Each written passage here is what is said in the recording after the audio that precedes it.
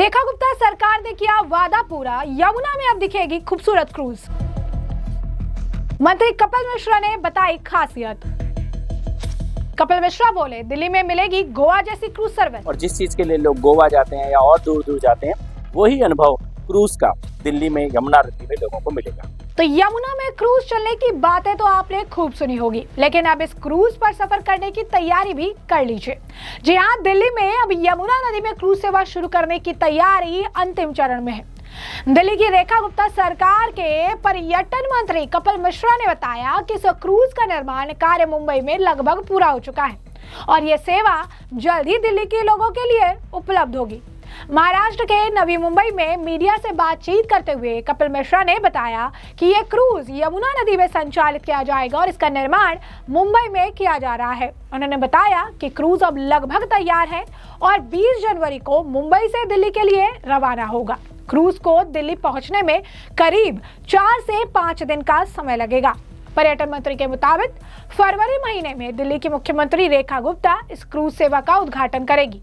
इसके बाद दिल्ली के लोग यमुना नदी में क्रूज यात्रा का आनंद ले सकेंगे। उन्होंने कहा कि इस परियोजना को लेकर जरूरी तैयारियां की जा चुकी है।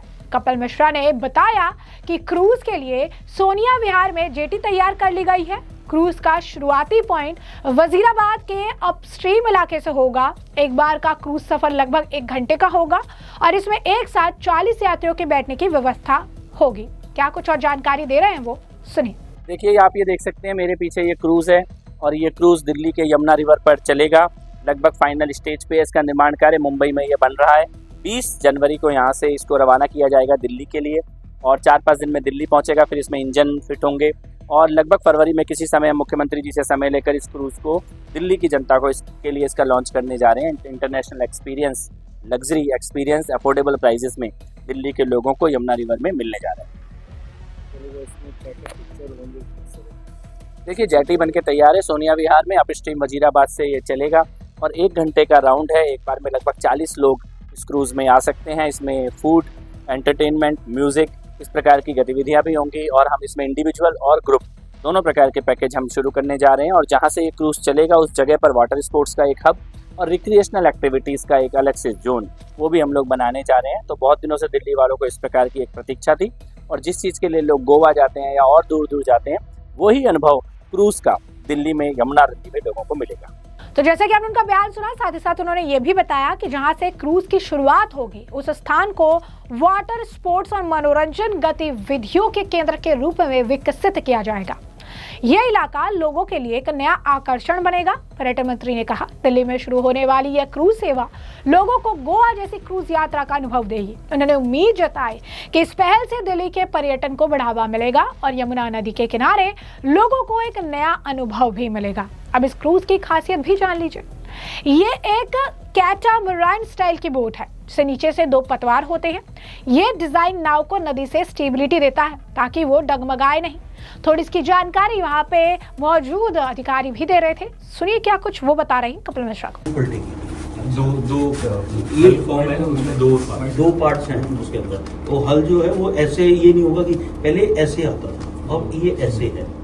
तो उसमें डबल हल की वजह से ये एक तरफ को झुकेगा नहीं। इसके अंदर आपको बाउंस बिल्कुल महसूस नहीं होते। कब तक हो जाएगा कंप्लीट? ये 20 को डिस्पैच हो जाएगा यहाँ से जून को, सॉरी 20 जनवरी को। अच्छा, 20 जनवरी को यहाँ से डिस्पैच हो जाएगा। 4 दिन मैक्सिमम 4 दिन, क्योंकि मेरा जो गाड़ी है वो यहाँ से साथ चलेगी इनके। दिल्ली में सीधा यमुना पे उतारेंगे। यमुना में इसमें OBMs वगैरह, फिर इसके इंजन जो हैं वो सारे वहीं फिट होंगे क्योंकि इंजन का लोड काफी आ जाता है। तो जैसे कि आपने उनका बयान तो सुन लिया, साथ ही साथ अब हम आपको भी बता दें कि नीले और सफेद रंग का ये क्रूज देखने में काफी आधुनिक है। इसमें बड़ी बड़ी कांच की खिड़कियां लगी है। ये खिड़कियां इसलिए खास है ताकि अंदर बैठे यात्री नदी, हवा और बाहर के नजारों का पूरा आनंद ले सके। एयर कंडीशनिंग की भी पूरी व्यवस्था है। दिल्ली की गर्मी को देखते हुए इसे पूरी तरह से एयर कंडीशनड बनाया गया है, यानी आप बाहर की तपिश से बचकर ठंडी हवा में यमुना की सैर कर सकेंगे। इसे बनाते समय इस बात का ध्यान रखा गया है कि इसे नदी में प्रदूषण ना फैले। ये कोई समुद्र में चलने वाला विशाल जहाज नहीं, बल्कि शहर के अंदर ट्रांसपोर्ट और पर्यटन के लिए बनाया गया छोटा जहाज है। इस तरह की वाटर टैक्सी में आमतौर पर 30 से 40 लोग के बैठने की व्यवस्था होती है। अंदर की सीटें आरामदायक और मेट्रो ट्रेन या लग्जरी बस जैसी होती है। सुरक्षा के लिहाज से हर सीट के नीचे लाइफ जैकेट और अन्य सुरक्षा उपकरण मौजूद रहेंगे। सबसे बड़ा सवाल ये है कि आखिर ये चलेगा कहाँ? तो यमुना तो कई जगह नाले जैसी दिखती, लेकिन दिल्ली में यमुना का एक हिस्सा ऐसा है जो अभी भी काफी साफ और सुंदर है। यह क्रूज मुख्य रूप से सोनिया विहार से टोनिका सिटी या वजीराबाद के बीच चलाए जाने की योजना है। यह लगभग 10 से 15 किलोमीटर का एक रिवर स्ट्रेच है। वजीराबाद बैराज के ऊपर का पानी दिल्ली के बाकी हिस्सों के मुकाबले साफ है। यहाँ आपको बदबू भी नहीं बल्कि ताज़ी हवा मिलेगी। इस क्रूज का मकसद सिर्फ सैर सपाटा नहीं बल्कि एक वैकल्पिक ट्रांसपोर्ट देना भी है। उत्तरी दिल्ली से गाजियाबाद या टोनिका सिटी जाने से सड़क के रास्ते घंटों का जाम लगता है। ये क्रूज इस दूरी को महज 20 से 25 मिनट में तय कर देगा। सोचिए, जाम में फंसने के बजाय आप जो है लहरों का सवार होकर अपने दफ्तर या घर पहुंचेंगे। दिल्ली में लाल किला, कुतुब मीनार तो सब देखते हैं, लेकिन रिवर टूरिज्म अब तक गायब था। इस क्रूज के आने से दिल्ली वाले और बाहर से आने वाले ये पर्यटक यमुना के किनारे बैठकर शाम का लुत्फ उठा सकेंगे। सर्दियों में जब साइबेरियन पक्षी यमुना में आते हैं तो इस क्रूज से उन्हें देखना एक जादुई अनुभव होगा।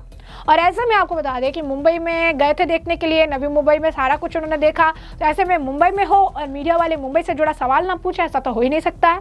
तो ऐसे में कपिल मिश्रा से जो है 1-2 सवाल पूछ लिए गए और ये सवाल थे अभी हाल ही फिलहाल में राज ठाकरे, उद्धव ठाकरे जो लगातार बयानबाजी करे, खासकर राज ठाकरे द्वारा दिए गए कंट्रोवर्शियल उनके बयान को लेकर। इस पर भी कपिल मिश्रा ने प्रतिक्रिया दी और ये कहा कि वो हार रहे हैं, इसी वजह से जो है बौखलाहट में इस तरीके का बयान दे रहे हैं। उन्हें अपनी हार दिखने लग गई है। मैं तो ये कहूंगा कि अपनी हार को वो पूरी तरीके से स्वीकार कर ले और इस तरीके की अनगढ़ बयानबाजी ना करे। सुनिए जरा कपिल मिश्रा क्या कुछ कह गए। देखिए, मेरे को तो ये दिखाई दे रहा है कि वो हार रहे हैं, इसीलिए वो हताशा में इस प्रकार की भाषा बोल रहे हैं। राज ठाकरे जी की भाषा एक हारे हुए व्यक्ति की हताशा भरी भाषा है। उनको समझ में आ गया, इस बार जनता ने उन्हें रिजेक्ट कर दिया है। भाजपा और महायुति गठबंधन की बड़ी जीत मुंबई में होने जा रही है, तो परेशान है। इकट्ठे आने के बाद भी लुटिया डूब रही है, उसकी उनको झल्लाहट है। मैं बस इतना ही बोलूँगा कि ये हार उन्हें गरिमा के साथ, सम्मान के साथ स्वीकार करनी चाहिए और भविष्य के लिए काम करना चाहिए। इस प्रकार की मर्यादाहीन भाषा ये जनता को अच्छी नहीं लगती। क्या लगता है इतने दिनों से ठाकरे परिवार के एक साथ आने का कुछ फायदा होगा? नहीं, फायदा कैसे होगा? जब वो जीत रहे थे तब वो अलग अलग थे, अभी वो हार रहे हैं तो इकट्ठा आ रहे हैं। लोगों को ये समझ में आ रहा है कि ये चुनाव के लिए गठजोड़ करने की कोशिश है। सबका जन्नाधार खत्म हो चुका है, इसके कारण इकट्ठे हो रहे हैं।